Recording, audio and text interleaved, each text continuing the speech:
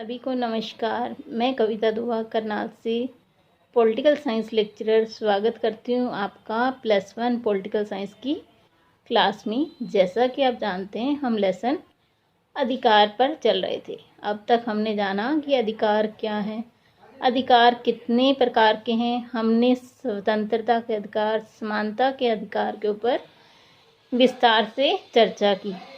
आज हम शोषण के विरुद्ध अधिकार के बारे में जानेंगे। तो आइए शुरू करते हैं हम अपना टॉपिक अधिकार। अब हम जान लेते हैं निवारक निरोध अधिनियम क्या है। भारतीय संविधान के अनुच्छेद 22 खंड 3, 4, 5 और 6 में इसका प्रावधान है। इसके अंतर्गत किसी व्यक्ति को अपराध करने से पहले ही गिरफ्तार किया जा सकता है। अगर आपको लगता है कि सरकार को लगता है कि वो व्यक्ति देश के लिए खतरा बन सकता है या किसी ऐसी कार्रवाई को कर सकता है जो देश के लिए हानिकारक हो, तो उस व्यक्ति को निवारक निरोध अधिनियम के अंतर्गत गिरफ्तार किया जा सकता है। तो सरकार को ऐसे व्यक्ति को केवल 3 महीने तक ही जेल में रख सकती है। अगर गिरफ्तार व्यक्ति को 3 महीने से अधिक के लिए जेल में रखना हो तो सलाहकार बोर्ड का प्रतिवेदन प्राप्त करना पड़ता है। इस प्रकार निरुद्ध व्यक्ति को यथाशीघ्र निरोध के आधार पर सूचित किया जाएगा तथा जिन तथ्यों को निरस्त करना लोकहित के विरुद्ध समझा जाता है उसे प्रकट करना आवश्यक नहीं है। निरुद्ध व्यक्ति को निरोध आदेश के विरुद्ध अभ्यावेदन करने के लिए शीघ्र अतिशीघ्र अवसर दिया जाएगा। मतलब जिस व्यक्ति को बंदी बनाया गया है उसे अवसर दिया जाएगा कि वो उसके विरुद्ध आवेदन कर सके। अगला देखिए क्या कह रहा है। निवारक निरोध से संबंधित अब तक बनाई गई विधियाँ। निवारक निरोध अधिनियम 1950 भारतीय संसद ने 26 फरवरी 1950 को पहला अधिनियम पारित किया था। इसका मुख्य उद्देश्य विरोधी तत्वों को भारत की प्रतिरक्षा में प्रतिकूल कार्य करने से रोकना है। मतलब कोई भी व्यक्ति ऐसी गतिविधि ना करे जिससे भारत की आंतरिक सुरक्षा को कोई खतरा हो। तो ये इसे 1 अप्रैल 1951 को समाप्त हो जाना था, परंतु इसकी जीवन काल बढ़ाया जाता रहा है। 31 दिसंबर 1971 को ये समाप्त हुआ। तो अब देखिए जब ये समाप्त हुआ तो अगला नया अधिनियम बना दिया गया 1971 में 44वें संशोधन द्वारा, और ये अप्रैल 1979 में समाप्त हो गया। इसके अलावा विदेशी मुद्रा संरक्षण व तस्करी विरोध निरोध अधिनियम 1974, इसके अंतर्गत जो तस्कर हैं उसे नज़रबंद किया जा सकता है और उसकी अवधि 1 वर्ष के लिए बढ़ी थी। 13 जुलाई 1984 को एक अध्यादेश द्वारा इसे बढ़ाकर 2 वर्ष कर दिया गया है। आगे देखिए राष्ट्रीय सुरक्षा कानून 1980 जम्मू कश्मीर के अतिरिक्त सभी राज्यों पर लागू होता है, लेकिन अब वो बात समाप्त हो गई है। अगला है आतंकवादी और विध्वंसकारी गतिविधियां निरोध अधिनियम, जिसे हम टाडा भी कहते हैं। इसके अंतर्गत जो कानून बने हैं वो सबसे कठोर हैं। ये 23 मई 1995 को समाप्त हुआ।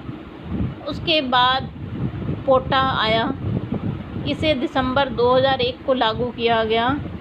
पोटा टाडा का ही एक रूप है। ये आतंकवादी गतिविधियों को रोकने के लिए बनाया गया था, टाडा और पोटा।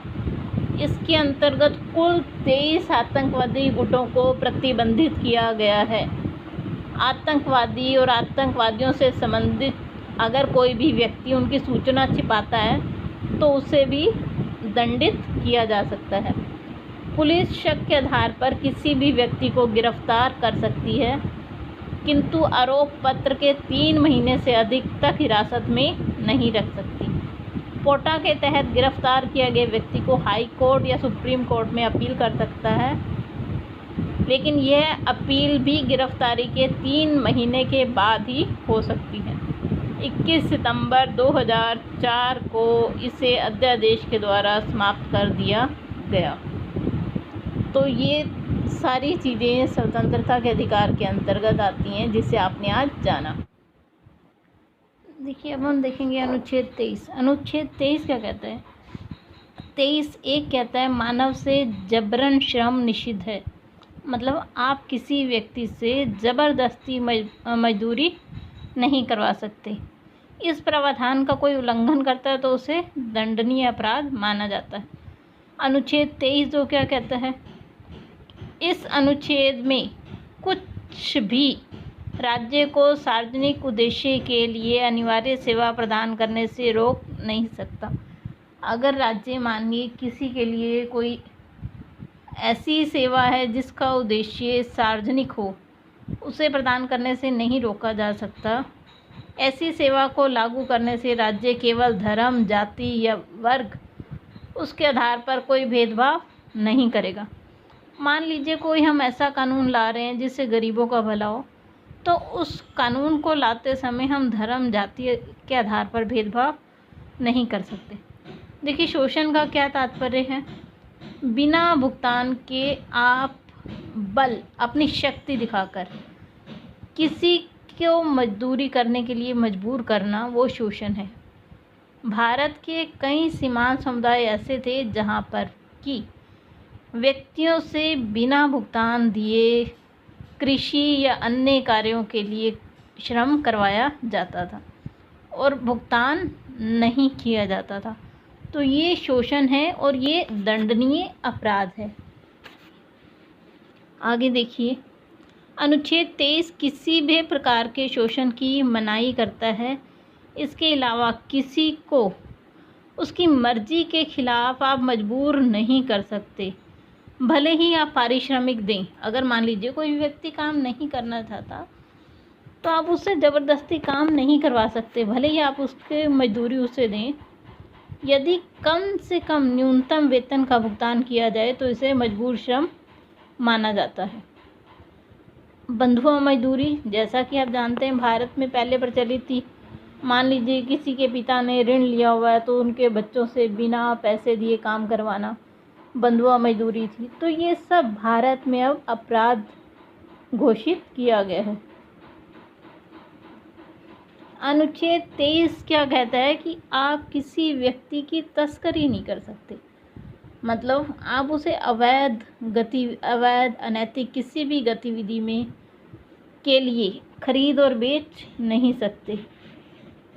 हालांकि दास्ता पर कोई प्रतिबंध नहीं लगाता हमारा संविधान, लेकिन फिर भी मजबूर श्रम और मनुष्य के तस्करी को अवैध मानता है। अनुच्छेद 23 नागरिकों को न केवल राज्य के खिलाफ बल्कि निजी नागरिकों से भी बचाता है। अगर उन्हें लगता है कि कोई व्यक्ति ज़बरदस्ती किसी से बुरा काम करवा रहा है तो उससे दंड दिया जा सकता है और संसद ऐसा कानून बना सकती है। ऐसा ही एक कानून बनाया गया संसद द्वारा 1976 में महिलाओं और लड़कियों के लिए। 1956 में अनैतिक यातायात का दमन, श्रम कानून, श्रम प्रणाली उन्मूलन अधिनियम बनाया गया। अब देख लेते हैं हम अनुच्छेद 24। देखिए, 2300 व्यक्ति की खरीद बिक्री, उससे ज़बरदस्ती काम लेना, बंधुआ मजदूरी करवाना, वो सब अपराध घोषित करता है। अनुच्छेद 24 क्या कहता है? देखिए, जितने भी बच्चे भारत में हैं जिनकी आयु 14 वर्ष से कम है, आप उन्हें किसी भी काम पर नहीं लगा सकते। किसी कारखाने में, खाद्यान्न में, जहाँ उस बच्चे की जान को खतरा हो, आप ऐसे कामों में उसे नहीं लगा सकती।